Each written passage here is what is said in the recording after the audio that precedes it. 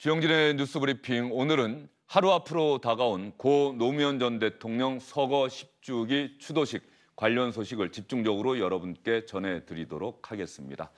고 노무현 전 대통령이 서거한 지 벌써 10년이 됐습니다. 이상일 전 국회의원, 강선우 전 더불어민주당 부대변인, 박문신 SBS 논설위원과 함께합니다. 세 분 어서 오십시오. 네, 안녕하십니까. 추도식은 내일인데 말이죠. 아마도 올해가 10주기니까 많은 분들이 봉하마을을 찾았을 것 같은데 최근에 봉하마을 모습은 어떻습니까? 지금 화면으로 나오겠습니다만은 가면은 이제 그 봉하마을의 상징처럼 돼 있죠. 노란색 바람개비, 이것이 이제 마을 입구부터 이제 길 안내판을 이렇게 역할을 하면서 지금 설치가 다 돼 있는 상태고요.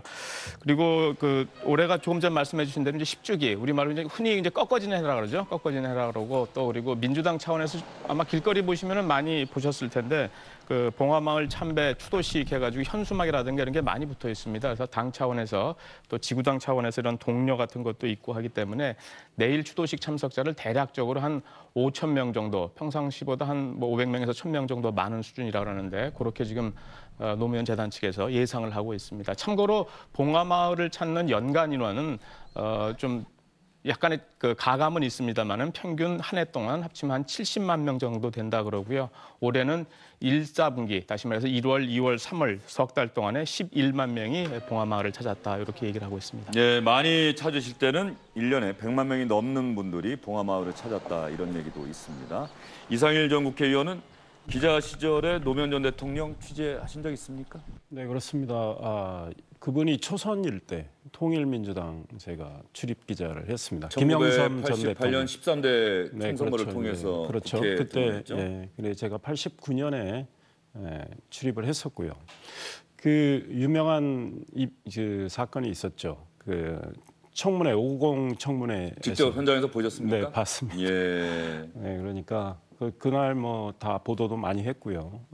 이제 전두환 전 대통령 당시 이제 증언을 하고 나가는 그런 시점에서 이 노무현 대통령, 이제 당시 노무현 의원이죠.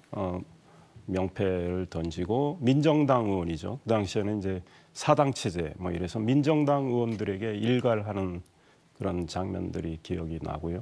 그 당시 초선이었지만 굉장히 좀 소탈했고요. 기자들하고 굉장히 친근하게 지냈습니다. 대통령이 되신 다음에 언론에 대해서 뭐 좀 불만도 많이 이제 표출하셨지만 기자들하고 굉장히 친밀하게 지내려고 노력을 했고, 인간적으로는 매우 소탈한 분이었다, 그런 기억을 하고 있습니다. 예. 강선우 전 부대변인은 노무현 전 대통령 직접 뵌 적은 아니요, 없으시죠? 저는 직접 뵌 적은 없습니다. 예. 어떤 정치인으로 기억하고 계십니까? 기득권과 많이 싸우셨던 정치인으로 기억을 하고요. 예. 그리고 사실 아까 말씀하셨다시피 언론은 생각해 보면은 굉장한 권력을 가지고 있는 기관임에도 불구하고 뭔가 제도적으로 통제를 하거나 견제를 하기가 굉장히 또 어려운 그런 속성이 있지 않습니까? 그래서 그 언론과 끊임없이 뭔가 이렇게 긴장 관계를 가져셨던 것도 좀 기억에 많이 남고요. 그리고 저는 노무현 전 대통령 그 말씀하셨던 것도 굉장히 많이 회자되지 않습니까? 그 중에서 그 퇴임사 대신 하셨던 기분 정말 좋다, 그 말씀하셨던 거 많이 기억납니다. 예, 아마 열차를 타고 봉하마을로 내려가지 않았습니까? 그때 서울역에 가서. 예, 그렇습니다. 예, 그것도 참 그동안 전직 대통령들이 보통은 서울에 있는 집에 가는데 노무현 전 대통령은 고향으로 내려간다, 그래서 또 많은 화제가 됐던 기억도 납니다. 예, 그렇습니다. 예. 노무현 전 대통령의 묘역이 자리 잡고 있는 봉하마을. 그런데 최근에 이 묘역 근처 게시판이 훼손됐다는 뉴스가 어제 SBS 8시 뉴스에도 나갔고, 어제 하루 종일 SNS에서 그 글이 오르내리고 있던데, 어떻게 예. 용의자는 잡혔습니까? 아직까지는 잡혔다는 소식은 못 들었고요. 일단 용의자를 대략 압축해서 지금 추적 중이라는 얘기까지는 들었습니다.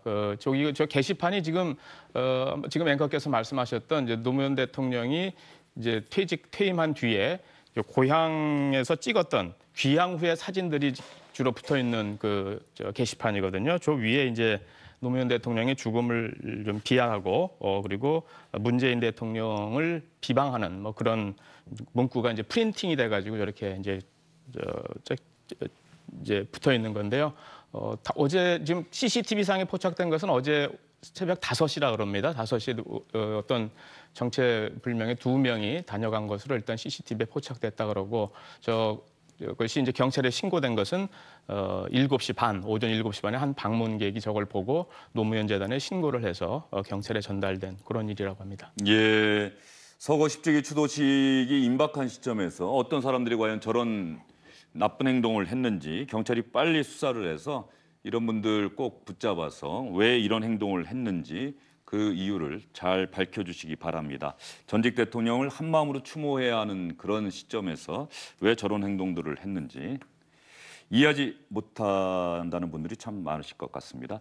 내일 추도식에 보통 노무현 전 대통령 서거 추도식에 노무현 전 대통령을 추모하는 모임에는 많은 정치인들이 찾곤 하는데 이번에는 아주 눈에 띄는 정치인이 참가를 합니다. 바로 조지 부시 미국의 전 대통령인데 조지 부시 전 대통령은 노무현 전 대통령과 임기 도중에 8차례나 한미 정상회담을 했다고 합니다. 지난 2007년 9월 에이펙 정상회의가 열렸던 호주 시드니에서 두 사람이 마지막 정상회담을 했는데 그 당시 노무현 전 대통령과 부시 전 대통령이 주고받은 이야기를 여러분께 들려드리겠습니다.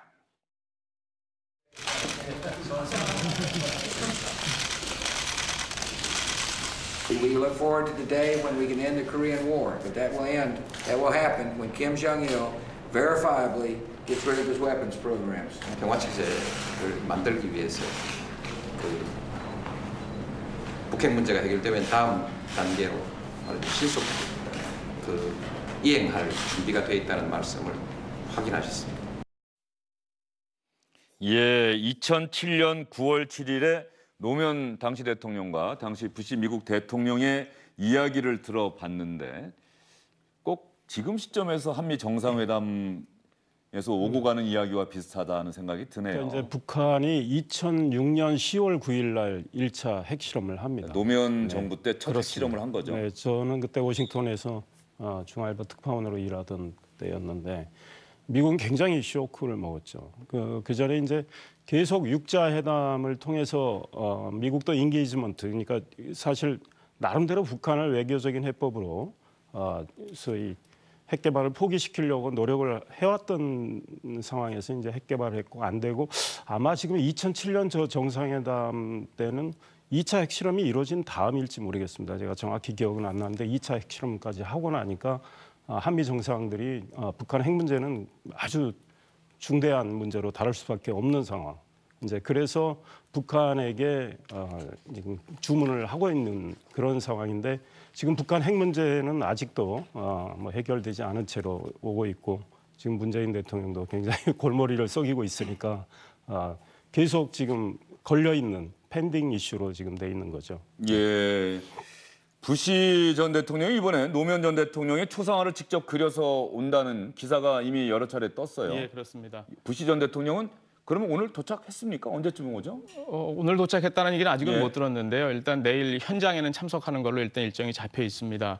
부시 대통령은 퇴임한 뒤에 사실 화가로 변신을 했죠. 마치 카터 전 대통령이 목수로 변신했듯이 화가로 변신을 해가지고 자기가 재임 중에 만났던 각 나라의 정치인들 이 초상화를 그린다든가 하는 이런 일을 많이 하고 있는데 이번 것도 노무현 재단하고 직접 연결된 것은 아닙니다만은 이제 한국 쪽에서 연락처를 풍산 방위산업체입니다. 풍산에서 연락을 주로 경유하고 있는데 이 초상화를 좀 전달하고 싶다 하는 뜻을 전해 와서 풍산 쪽에서 다시 노무현 재단에 전했고 그래서 재단 쪽에서 사진 10장 가장 그 노무현 대통령의 어떤 얼굴의 캐릭터가 가장 좀 분명히 살아있는 사진 10장을 보내고 그걸 가지고 이제 초상화를 만든 다음에 내일 권양수 교사에게 직접 전달할 예정으로 그렇게 되어 있습니다. 저 지금 화면에 나오고 있는 것은 2014년도에 부시 대통령이 텍사스에서 전시회를 했을 때 사진인데요. 저때 이제 이명박 대통령의 초상화가 같이 포함돼서 전시됐던 거죠.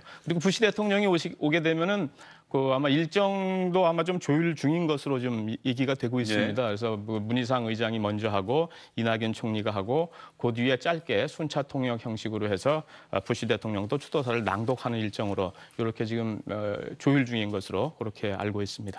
전직이긴 하지만 미국의 대통령이 한국의 대통령을 위해서 초상화를 그려갖고 오겠다. 그리고 추도식에 참석해서 나도 추모하는 마음을 밝히겠다. 이건 보통 정성 아니면 안 되는 것 아니겠습니까? 네, 그렇습니다. 그 당시 부시 대통령이 처음 취임해서 북한을 악의 축이라고 규정을 하고 그리고 뭐 지금은 그런 얘기 많이 안 합니다만 신매파라고 해야 되나요? 그때 그 당시 미국 정보 관료들이 북한에 대해서 굉장히 강경한 그런 자세를 취했었죠. 그래서 노무현 대통령께서 그 부시 대통령을 굉장히 설득을 많이 하고 그리고 열띤 토론도 많이 하면서 사실 남북 관계에 있어서 굉장히 많이 힘들어 하셨던 그런 기억이 납니다. 그 부시 대통령이 한국에 저렇게 오신다고 하니 지금 노무현 대통령이 조금 더 그리운 측면도 많이 생기고요. 그리고 노무현 대통령이 지금까지 계셨더라면 그 뭐 북미 관계, 한미 관계 이런 데서 얼마나 큰 국제적, 국가적 자원으로 이렇게 또 큰 역할을 하셨을까 생각하니까 참 가슴이 조금 더 아프네요. 예, 지금 내일 추도식의 일정표가 나와 있는데 조지 부시 전 대통령이 가장 먼저 추도사를 하는 걸로 돼 있네요. 그다음에 문희상 국회의장이 추도사를 하고 이낙연 총리까지 하고 그렇게 돼 있습니다. 문재인 전 대통령은 이번이 10주기인데 말이죠. 문재인 전 대통령은 아마 대통령 재임 기간에는 더 이상 추도식에는 참석하지 않겠다고 밝혔던 기억이 나요. 예, 그렇습니다. 재작년에 갔었죠. 예. 그러니까 대선 끝나고 취임한 뒤 얼마 안 돼서 재작년 5월 달에 가서 아마 현역 대통령으로 있는 시절에 오는 것은 이번이 마지막일 거다 했기 때문에 내일 추도식에는 참석 안 할 것 같고요. 이미 그 약속을 돼 있는 거기 때문에 그리고 이제 또 다른 특이 사항은 이제 황교안 한나라당 대표가 올 거냐 말 거냐 하는 부분이었는데 이 부분은 안 오는 쪽으로 결론이 나고 또 관심사가 이제 유시민 이제 노무현 전 그 얘기 당사장 조금 이따가 하겠습니다. 조금 이따가 하겠습니다.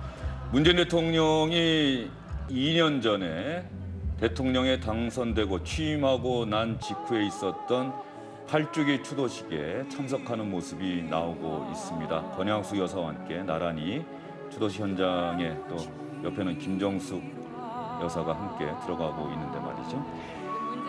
당시 노무현 전 대통령 8주기 추도식에서 문재인 대통령이 했던 추도사 그 일부분을 한번 들어보도록 하겠습니다. 현직 대통령으로서 이 자리에 참석하는 것은 오늘이 마지막일 것입니다. 이제 당신을 온전히 국민께 돌려드립니다. 반드시 성공한 대통령이 되어 임무를 다한 다음 다시 찾아뵙겠습니다.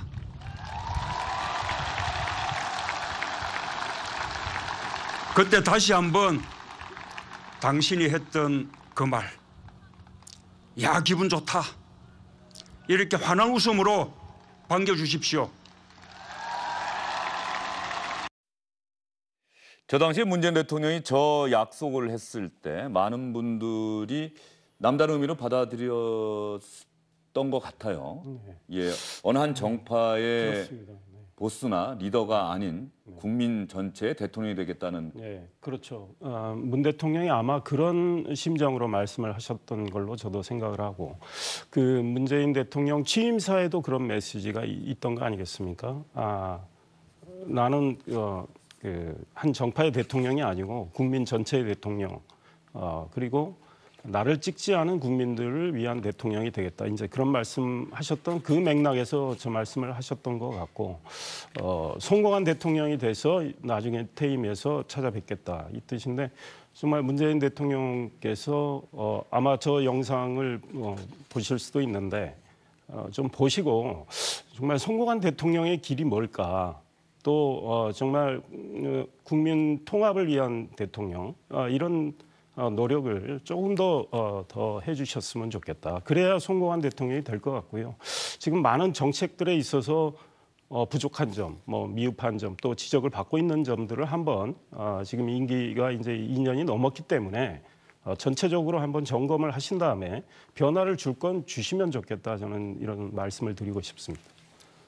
문재인 대통령이 했던 이제 당신을 온전히 국민께 돌려드립니다. 반드시 성공한 대통령이 되어서 임무를 다한 다음에 다시 찾아뵙겠습니다. 이렇게 약속했던 문재인 대통령의 2년 전 추도사, 많은 분들이 기억하고 계실 거고 누구보다도 문재인 대통령이 이 내용을 기억하고 있겠지요.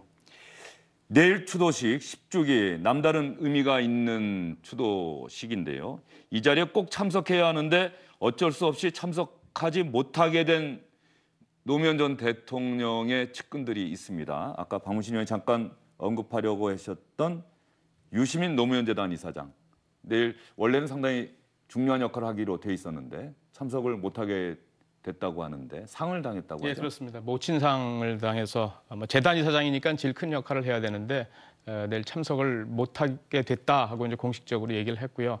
다만 그 재단 이사장으로서의 역할에 대해서는 이미 그 유시민 이사장의 모친이 좀 위독한 상황이 좀 예상이 좀 됐던 그런 모양이에요. 그래서 그런 것에 대비해서 이미 그 일정이라든가 이런 거를 조정해 왔다 이렇게 얘기를 하고 있는 걸로 봐가지고는 유시민 이사장의 그 부재 요거는 아마 다른 사람 또는 다른 것으로 대체가 좀 돼서 준비 중에 있는 게 아닌가 싶고요.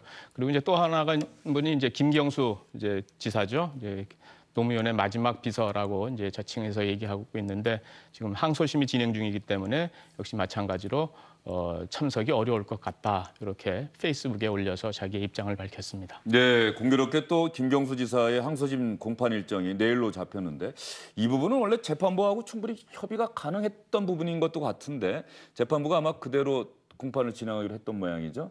저 부분은 조금 아쉬운 측면도 김경수 지사 입장에서는 대단히 아쉽게 생각할 측면이 있어요. 네, 그 아까 문재인 대통령이 현직 대통령으로서는 여기 봉하마을에 오는 것이 마지막이다 그렇게 네. 말씀하셨잖아요. 물론 그 국민 통합의 메시지도 있었지만 동시에 저는 그 노무현 정신이 무엇인가를 다시 한번 생각해주는 말씀이라고 생각을 하거든요. 그래서 그 노무현 정신이라는 것이 결국 국민 개개인이 각자의 자리에서 각자가 맡은 역할을 실천해 가는 것 또한 노무현 정신의 계승이다라는 생각이 들고요. 그런 면에서 그 유시민 이사장이 뭔가 예기치 못한 일로 그 참석을 못하시게 됐고 그리고 김경수 지사 또한 계획에 없던 그런 일이 생겨서 참석을 못하게 됐는데 노무현 정신은 그 각자 자리에서 지금 처한 내가 맡은 그런 역할을 성실하게 진심을 다해서 이렇게 일을 하는 것 또한 노무현 정신의 계승이라고 생각하며 각자의 자리에서 또 다른 방법으로 그렇게 추모를 하실 거라고 생각합니다.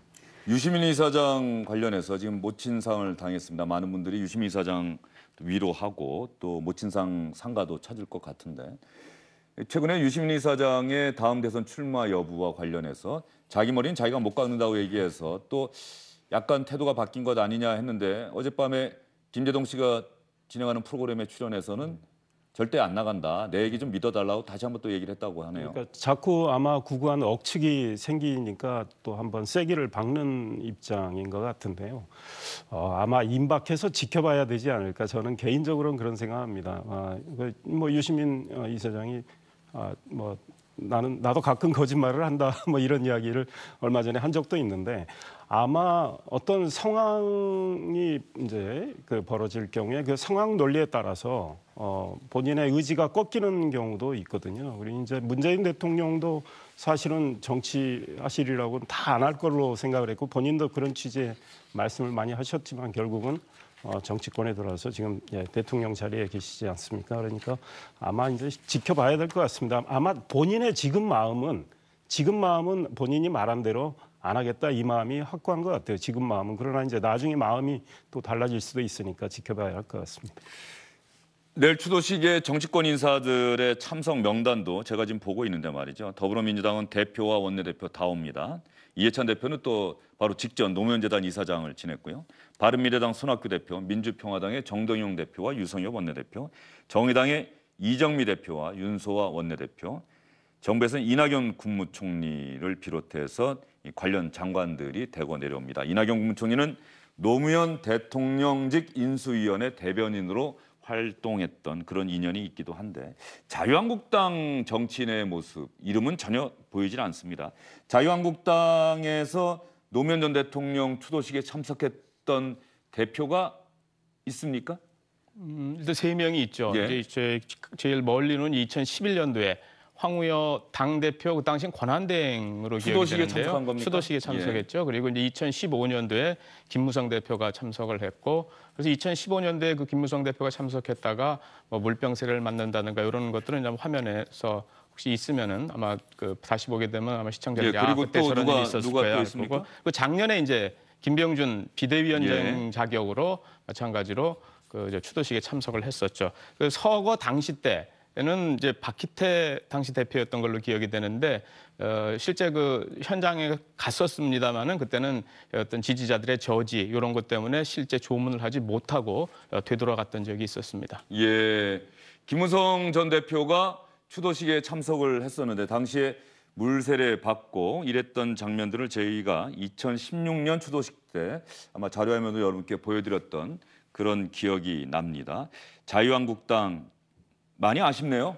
어쨌든 간에 전국이 지금 대축면이라고 하더라도 전직 대통령의 추도식이면은 자유한국당에서도 대표나 원내대표가 참석하는 게 모양이 좋지 않았나 싶은데. 아마 내부적으로는 고민을 많이 하고 토론도 했을 수 있죠. 그런데 지금의 이제 전국 상황을 생각해서 그렇게 판단한 것 같은데 이 당의 어떤 대변인의 논평이나 이런 걸 통해서 아마 그 추모와 애도의 그런 뜻을 또 밝힐 수도 있다고 봅니다. 2012년의 경우에 박근혜 당시 대통령 후보가 선출된 다음 날 봉화마을을 찾았습니다. 그래서 소위 참배도 하고 권양숙 여사하고 만나서 위로의 뜻도 전하고 그런 적이 있었거든요. 그러니까 그거는 뭐냐면 국민 대통합, 어떤 국민 통합적인 노력을 하겠다. 이제 이런 맥락에서 했던 걸로 기억을 하는데요.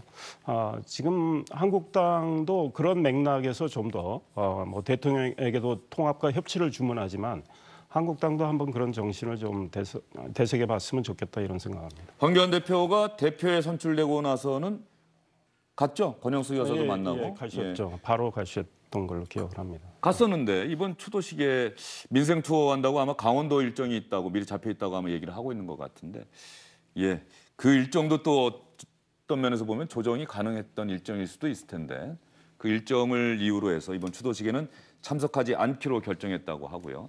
나경원 원내대표는 뭐 또 다른 일정이 있는 모양이죠. 나경원 원내대표 같은 경우도 참석을 하지 않는 것으로 결론이 났습니다. 해마다 이맘때가 되면 고 노무현 전 대통령을 그리워하는 분들이 이렇게 봉화마을을 많이 찾고요. 고 노무현 전 대통령을 기리고 기억하려는 영화, 또 다큐멘터리 이런 것들이 참 많이 만들어집니다. 지난해였던가요? 노무현입니다라고 하는 영화를 만들었던 감독이 직접 주영길의 뉴스브리핑에 출연했던 기억도 나는데 올해는 노무현과 바보들이라고 하는 영화가 지난달에 개봉을 했다고 합니다. 지난해 노무현입니다라는 영화는 또 어떤 면에서 차이가 있는지 저는 아직 이 영화를 보지 못했는데 잠깐 한번 볼까요? 예고편인데.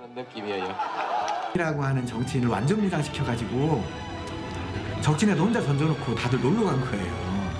노무현 혼자 그 적진에서 홀로 외롭게 싸운 거죠. 제 인생에 있어서 그렇게 열정적이었던 전에도 없었고 앞으로도 없을 것 같은 작은 바보들이 큰 바보가 나타나니까 거기에 따라간 것 같아요. 그렇게 이제 찬란한 순간이 없었던 이 나라에 원칙이 승리하는 시대를 만들고 싶습니다. 정경유착이나 권모술수로 성공하는 시대가 아니라 정직하고 성실하게 땀 흘려 일하는 사람들이 당당하게 성공하고 대접받는 시대로 가야 한다고 생각합니다. 그분의 가치에 동의를 하고 또 민주주의 어떤 그런 가치를 지키고자 노력하는 사람이라면은 여러분만이 할 수 있습니다. 오늘은 저 울지 않습니다. 그러나 가슴 속으로 눈물이 흐릅니다.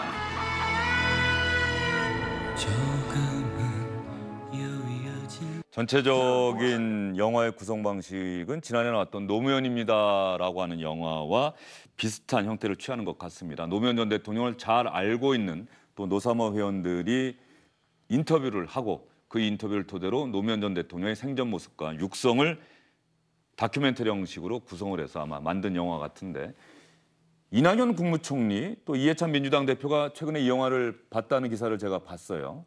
어제 아마 국회에서 뭐 이해찬 대표 같은 이해찬 대표 같은 경우 이제 국회에서 상영회가 있었죠. 상영회가 있어가지고 그걸 보고 아마 지금 얘기한 대로 영화로 잘 표현된 것 같다. 그 치열한 삶이 이렇게 얘기를 하면서 울 뻔했다는 얘기까지 했었고요.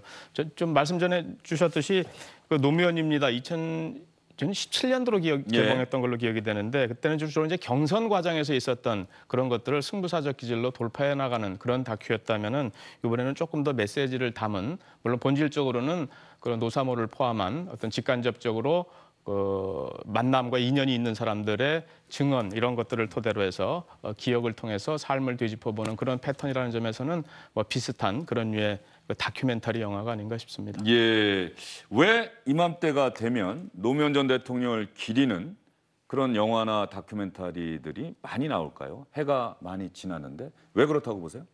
그 노무현 대통령께서 서거한 달이기도 하고요. 그리고 그 노무현 대통령께서 말씀하셨던 어떤 지역주의 타파, 기득권의 타파, 그리고 참여민주주의, 그러니까 그런 큰 뜻을 떠나서 저는 개인적으로 노무현 대통령을 보면서 굉장히 많은 생각이 드는 게 그 국회의원을 하셨었잖아요. 근데 그 직업이, 국회의원이라는 직업이 삶의 목표가 왜 되어서는 안 되나. 그리고 이 직업이 삶의 목표, 삶의 꿈과는 분리되어서 생각되어야 한다는 그런 개인적인 교훈을 굉장히 많이 느낍니다. 그 국회의원을 통해서 그리고 대통령을 통해서 노무현 대통령이 꿈꿨던 세상 어떤 가치를 실현하고자 수단이었던 거잖아요. 그 직업이라는 게. 그래서 그 국회의원이든 아니면 그 어떤 종류의 직업이든 내가 이걸 통해서 실현하고자 하는 가치가 무언가 꿈이 무엇인가를 다시 한번 국민들에게 생각하게 해주는 그런 대통령이신 것 같아요.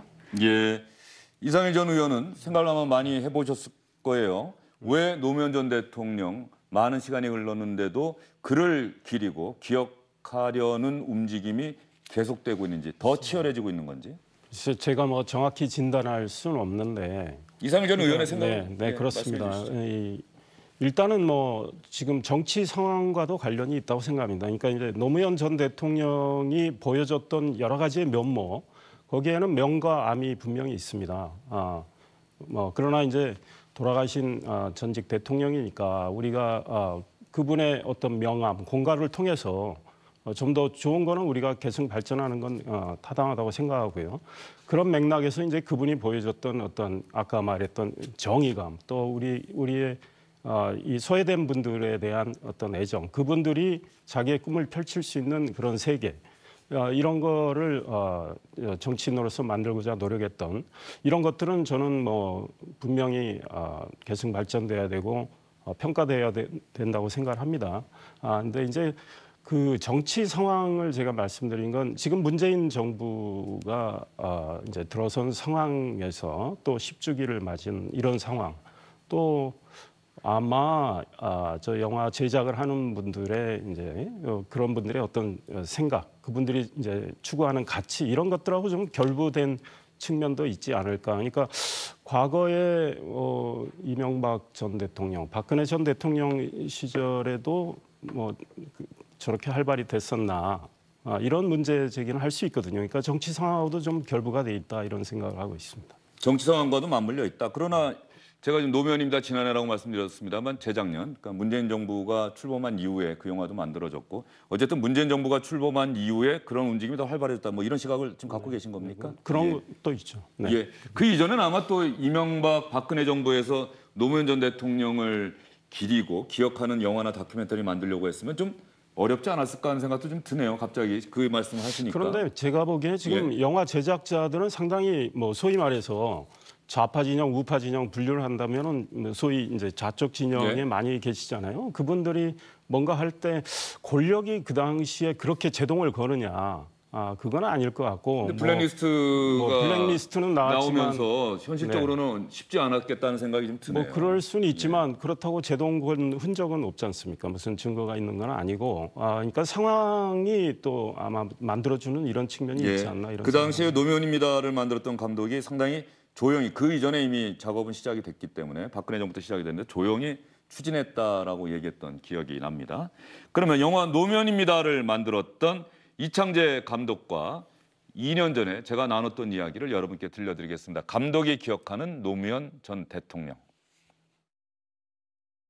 비전 같은 게 상당히 강한 분입니다. 우리는 이제 감성 부분들을 많이 해석하는데 당신이 처음 이 국회의원 나올 때 여러 참모들이 있는데 그 앞에서 출사표라는 이름으로 글을 쓰셨다고 하거든요. 왜 내가 나가야 되는가? 그 이유를 가지고 있는데 이광재 전 지사님 말씀은 그 이후도 한 번도 그런 출사표를 당신한테 보여주면서 같이 동참하자고 하는 분을 본 적이 없다고. 노무현 전 대통령은 비전이 상당히 강한 분이다. 우리는 감성 부분들을 많이 해석하는데 처음 국회의원 나올 때 여러 참모들이 있는데 앞에서 출사표라는 이름으로 글을 쓰셨다고 한다. 왜 내가 나가야 하는가? 그렇게 측근들에게도 자기를 돕는 사람들에게도 설득하고 논리적으로 이야기하고 그러지 않고서는 자신의 정치적 결정을 하지 않고 정치적 추진력 이런 것들을 발휘하지 않았다. 대단히 측근들과 동등한 위치에서 정치를 한 정치인이다. 또 이렇게 볼 수도 있겠네요. 그렇죠. 저것은 어떻게 보면은 이제 국회의원 노무현 되기 시절에 정치인으로 들어설 때 이제 첫 번째 동지라고 할 수 있는 이광재 전 지사를 만났을 때 했던 얘기, 그때 얘기했던 얘기가 나를 역사 발전의 도구로 써달라 이렇게 얘기했던 그 말이 있지 않습니까? 그 말 자체가 이광재 전 의원이 기억하는 바에 따르면은 이 사람은 자리를 탐하는 사람이 아니라 새로운 사회 변혁 이걸 실제로 추구하기 위해서 국회의원이 하고자 되는 사람이구나 하는 그런 취지의 얘기를 했었거든요. 그러니까 저런 내가 왜 정치를 하는가 하는 것을 스스로 질문해보고 스스로 답을 하지 못한다면은 정치를 하지 마라 이런 뜻인 거죠. 그리고 이건 거꾸로 노무현 대통령이 그래서 그런 의미에서 너의 출사표는 무엇이냐라는 것을 자문자답하게 하고 토론을 하고 이런 건데 이런 것들은 거꾸로 지금의 여권, 지금의 민주당 정치인들도 한번 되돌아서 생각해 볼 만한 대목이 아닌가 싶습니다. 사실 노무현 전 대통령이 국민적 주목을 받게 된 것은 13대 국회의원 시절에 50 청문회, 광주 청문회 이때가 있고요. 그리고 한동안 뉴스에서 정치 무대에서 사라졌죠. 왜냐하면 국회의원에서 계속 떨어졌기 때문입니다. 부산시장 선거에서도 떨어졌고 1998년에 서울 종로 재보선 통해서 어렵게 국회의원 배지를 다시 달았습니다. 그런데 2년 뒤에 서울 종로에 출마하면은 다시 당선될 가능성이 컸는데 다시 고향 부산으로 내려갑니다. 그리고 또 떨어집니다. 그런데 이 낙선이 노무현이라고 하는 정치인을 대통령 자리에 올리는 결정적인 계기가 됐습니다. 그다음부터 바보 노무현이라고 하는 이야기들이 당시에는 SNS가 아니고 블로그나 이런 것들을 통해서 급속도로 퍼졌고 정치인 최초의 팬클럽 노사모가 만들어지죠. 이 노사모는 2002년 새천년 민주당 대선 후보 경선 과정에서 엄청난 힘을 발휘하게 됩니다. 이인재라고 하는 당시 가장 유력했던 대선 후보를 꺾고 노무현이라고 하는 정치인이 여당의 대통령 후보로 당선되는 기적도 있었지요.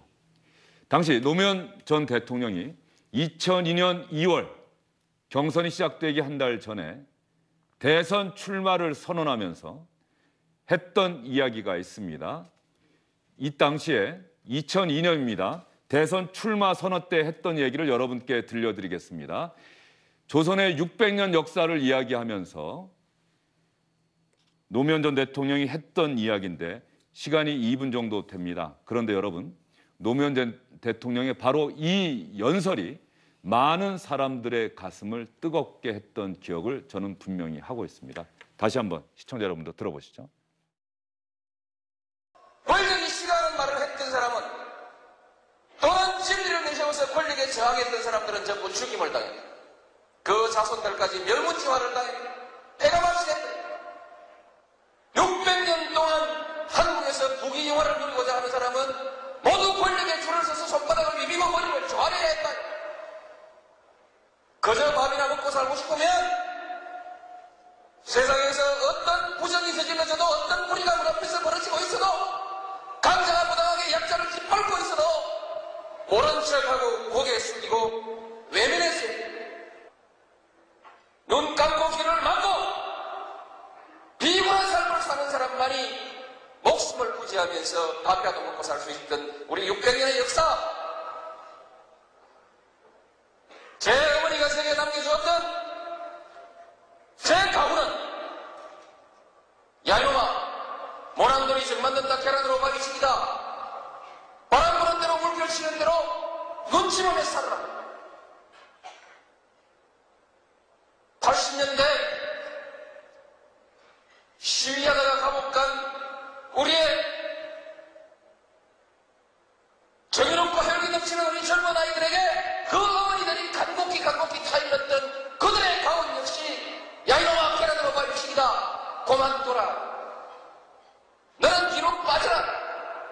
이 비겁한 교훈을 가르쳐야 했던 우리의 600년의 역사, 이 역사를 청산해야 권력에 맞서서 당당하게 권력을 한번 쟁취하는 우리의 역사가 이루어져야만이 이제 비로소 우리의 젊은이들이 따뜻하게 정의를 얘기할 수 있고 떳하게 무리에 맞설 수 있는 새로운 역사를 만들어낼 수 있다.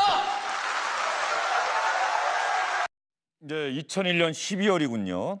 2002년 2월이 아니라 2001년 12월에 노무현이라고 하는 정치인이 바로 직전까지 해양수산부 장관을 지냈었습니다. 낙선하고 노사모가 만들어지고 해양수산부 장관이 되고 장관을 그만둔 뒤에 대선 후보 경선 출마를 선언했습니다. 이 이야기 강성현 전 부대변인도 들어보셨어요? 이 연설이야말로 그다음에 대선 후보 경선 전국을 돌면서 했는데 그때마다 한 부분 모난정이 돌맞는다 이놈아라고 하는 그 어머니의 이야기를 모티브로 해서 참 이 이야기는 여러 번 강조했어요. 동의하시죠? 네, 저 얘기 동의합니다. 내용이? 그리고 저희도 많이 들으면서 자랐던 이야기이기도 하고요. 그 노무현 전 대통령께서 2002년, 2001년 때 저 말씀을 하셨는데 그러면은 17년이 지난 지금 2019년에 우리가 어디에 서 있나 지금 저런 말들이 다 사라지고 저것이 어떤 그 생활 속에서 전혀 쓰이지 않는 그런 고어가 되었냐 아니지 않습니까? 그래서 아직 굉장히 갈 길이 멀다 그런 생각이 들고요. 그리고 노무현 전 대통령의 말씀을 보면 어떤 그런 보편적인 가치들이 다 철학으로 깔려 있습니다. 그래서 저는 저에게 저런 말씀들을 들을 때마다 그 큰 정치 지도자, 그 대통령이 왜 보편적인 삶을 살았던 사람이 우리의 대통령이 돼야 되는지 다시 한번 또 스스로 생각을 해보게 됩니다. 예, 조선 건국 이래로 600년 동안 우리는 권력에 맞서서 권력을 한 번도 바꿔보지 못했다. 그것이 진리라고 할지라도 권력을 싫어하는 말을 했던 사람은 또는 진리를 내세워서 권력에 저항했던 사람은 전부 죽임을 당했다. 그래서 600년 동안 한국에서 부귀영화를 누리고자 하는 사람은 권력에 줄을 서서 손바닥을 비비고 머리를 조아려야 했다. 제 어머니가 제게 남겨주었던 가훈은 야 이놈아 모난돌이 정 맞는다. 계란으로 바위치기다.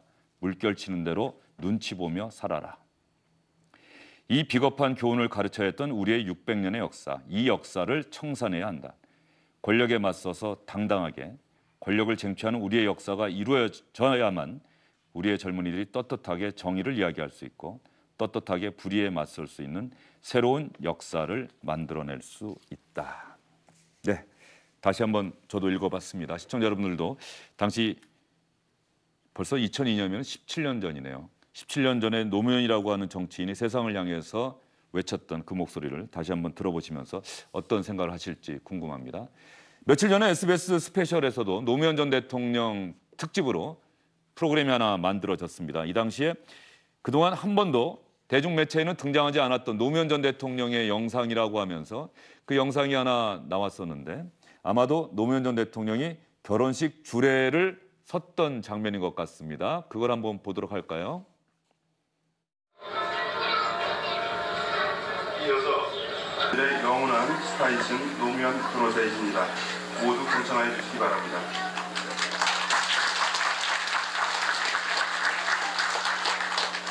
정말 두 사람 새로운 출발을 축복해 주시기 위해서 오신 여러분 정말 감사합니다. 저 때 구멍난 장갑 드렸어요.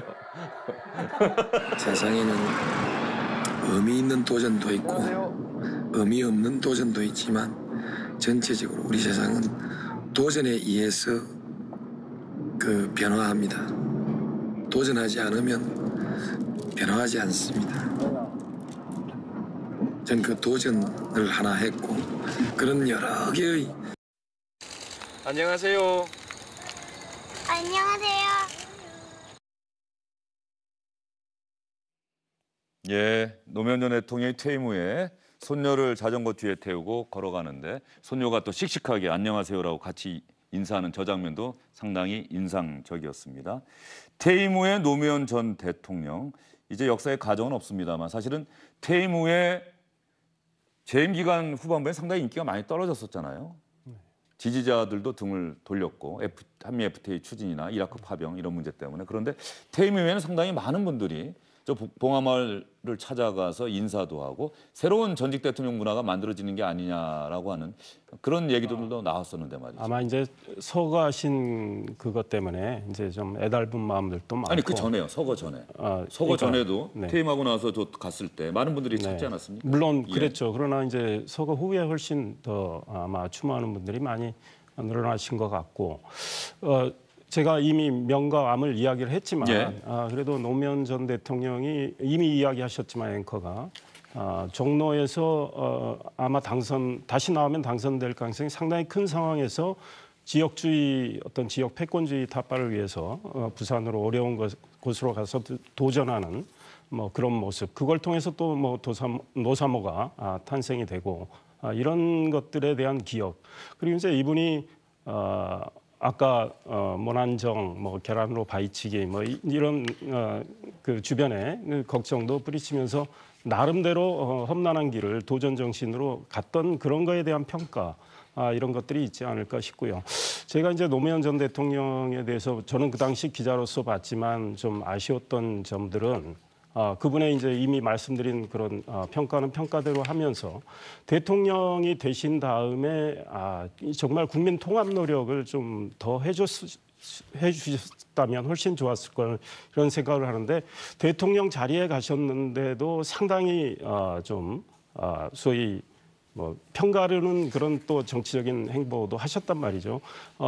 탄핵 후에 네, 헌법재판소, 이 말씀만 드리겠습니다. 헌법재판소가 이제 탄핵 기각한 후에 이분이 연세대에 가서 강연을 하십니다. 그런데 이런 말씀하시죠. 합리적 보수, 따뜻한 보수, 별놈의 보수가 다 있는데 본질은 변하지 않는다는 거다. 그러니까 이 보수에 대한 적개심도 표출하셨는데 아마 그 당시 상황이 굉장히 아마 한이 좀 쌓였던 것 같은데요. 훨씬 좀 훈훈하게 대통령을 하셨으면 충분히 하실 수도 있었고 그런 면이 좀 아쉽다, 이런 생각이 듭니다. 네, 당시 시대 정신을 누구보다도 잘 읽고 앞서갔던 정치인 노무현, 그래서 대통령에 당선되는 한나라당 이회창이라고 하는 강력한 후보를 누르고 대통령이 당선이 됐죠. 많은 분들이 열광했고 새로운 시대가 올 것이라는 믿음을 갖고 노무현 대통령 시대를 맞았습니다. 그러나 말씀하신 것처럼 재임 기간 5년 동안 많은 일이 있었고 지지자들마저 등을 돌리는 그런 일도 있었습니다. 그러나 지금 이 시점에서 왜 많은 사람들이 노무현 전 대통령을 그리워하고 기리고 있는가, 이 부분에 대해서는 정말 꼭 생각을 해봐야 될 것 같습니다. 지금 말씀하신 것처럼 헌법재판소의 탄핵 기각 결정 이후에 첫 대중연설에 나섰죠. 연세대 학교에 가서 했던 노무현 전 대통령의 이야기를 잘 알려지지 않았던 내용입니다. 한번 들어보겠습니다. 지도자는 그야말로 말대로 실천해야 됩니다. 그리고 지도자는 진실을 말해야 됩니다. 그러면서 아울러서 지도자는 말할 자격을 갖춰야 됩니다. 말할 자격 없는 사람이 좋은 말을 자꾸 하면 좋은 말을 버립니다. 네, 지도자는 진실을 말해야 합니다. 그러면서 아울러 지도자는 말할 자격을 갖춰야 합니다.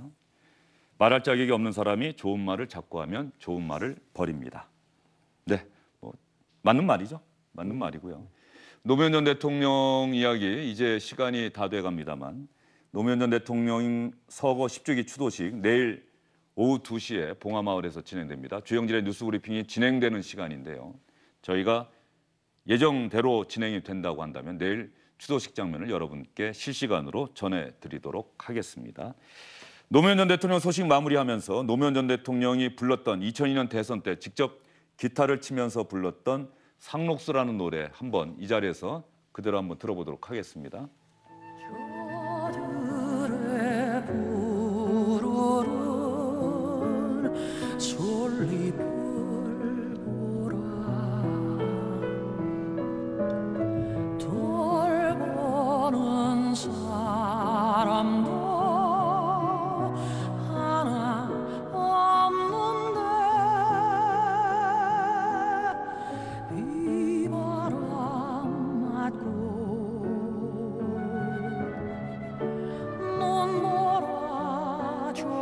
노무현 전 대통령이 불렀던 상록수를 듣고 싶었는데 양희은 씨가 원래 불렀던 원래 노래가 나가고 있습니다. 노무현 전 대통령이 투박하게 기타를 치면서 불렀던 목소리 기억하시죠? 많은 분들이 기억하실 텐데 만약에 기억이 나신다고 한다면, 시간이 되신다고 한다면 유튜브나 이런 데서 한번 찾아서 들어봐 주시기 바랍니다. 노무현 대통령 소식으로 오늘 정치권 소식은 마무리하도록 하겠습니다. 세 분 수고 많으셨습니다.